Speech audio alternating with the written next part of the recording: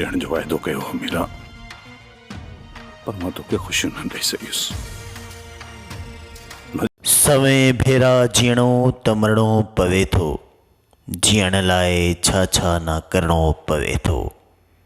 क़िस्मत मुंहिंजीअ में लिखियल गुल त नाहिनि मीरा, पर अफ़सोस असांखे कंडनि सां बि झोलीअ खे भरणो पवे थो। ज़हर ज़िंदगी ड्रामे जी 204 एपिसोड ताईं अञा बि कमीनो कमाल ख़ान ज़ाहिर कोन थी सघियो त मीरा खे अगवा कराइण वारो सिर्फ़ ऐं सिर्फ़ कमीनो कमाल ख़ान ही आहे।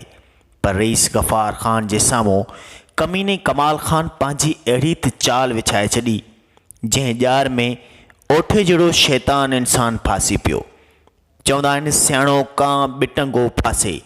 ज़हर ज़िंदगी ड्रामे जी 204 एपिसोड में सियाणो कां बिटंगो फासी चुको आहे। मतिलबु त ओठे जहिड़ो शैतान माण्हू ऐं चालाक दानाओ माण्हू कमाल ख़ान जहिड़ी शैतानी चालुनि में एॾो त फासिजी वियो जो मीरा जे अगवा कराइण वारो सॼो मामिलो उहो कमीने कमाल ख़ान ओठ जे मथां बीहारे छॾियो ऐं पाण खे साध बणाए छॾियईं।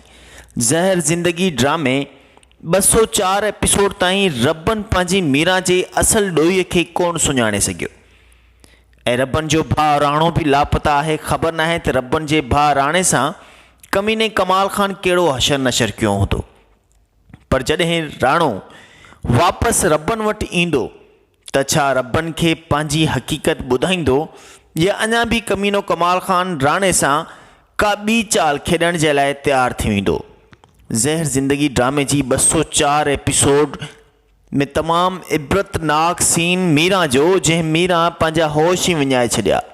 कमीने कमाल ख़ान जे वेश्याणे तशद्दुद मीरा वीचारी जे ज़हन में दिमाग़ में दिलि में एॾो त ख़ौफ़ विधो आहे जो मीरा पाण खे विसारे वेठी आहे ऐं पंहिंजे रूह जे राणे रबन खे बि विसारे वेठी आहे।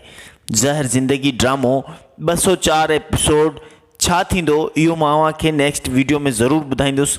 पर ॿी ॻाल्हि बि ॿुधायां त ज़हर थी वई ज़िंदगी ड्रामो बि ऑनर थियो आहे जंहिंजी ॿीं क़िस्त सुभाणे शाम 7 वॼे हलंदी। ज़हर थी वई ज़िंदगी ड्रामे जी क़िस्त नंबर 2 ॾिसणु न विसारींदा सिर्फ़ु असांजी HD TV ते। अल्लाह हाफ़िज़।